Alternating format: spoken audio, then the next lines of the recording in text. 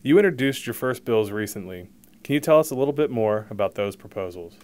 Well, my first bill is House Bill 1816.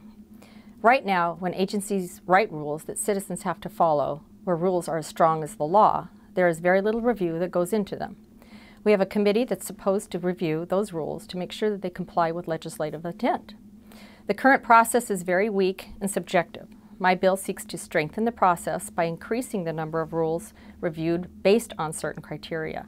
Under my bill, a group of legislators can initiate a review, a large fiscal impact can initiate a review, or a petition by several local governments who represent citizens can initiate a review. This is important to the process because agency rules are as strong as law. While rules do go through a public review process, this does not ensure that the result is compliant with the legislative intent. This is an important step, holding state agencies accountable to the rules that they impose on the public. My second bill is House Bill 1819. This is a fix to a PDC rule.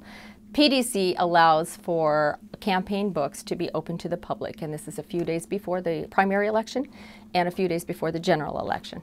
What's concerning to me is that there's very sensitive information in there, such as your account numbers, your PIN numbers, your credit card numbers, anything like that.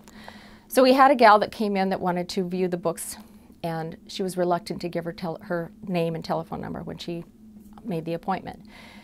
We finally got what we thought was the name, and then when she came in, she was very reluctant again to give her name at all when she came in to review the books. So I thought that was an uncomfortable situation, and I thought that at the very least we should be able to ask for their name, and then the person that made the appointment should be the one that actually comes. And unless we have some proof, we don't know that.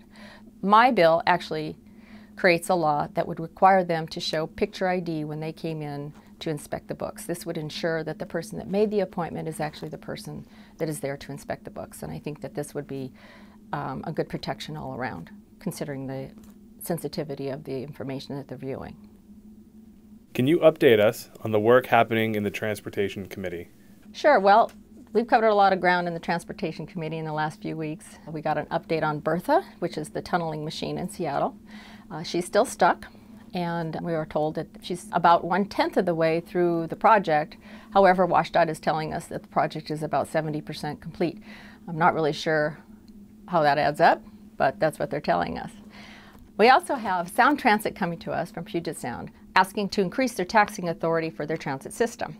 This project is 10 years overdue, so behind, and they are asking for $15 billion, which amazes me because that's only $3 billion more than what the entire state budget for transportation that's been discussed in the last few years has been. So that's kind of crazy money to me. And this is for 1/4% of the people that use the transit system, or this light rail system. What we did discover was that Clark County was included in this bill, and this would have increased the transit authority for Clark County as well.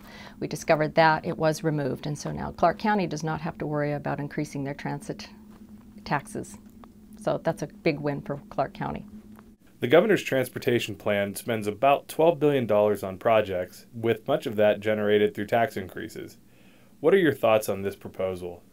Well, as I've said many times before, we do need a solid transportation package that includes solid reforms. I know that prevailing wage is being discussed, and that's important because prevailing wage will dramatically increase the cost of a transportation project. And as well, state sales tax is included. I don't know if you know that, but sales tax is actually charged to ourselves for a transportation project.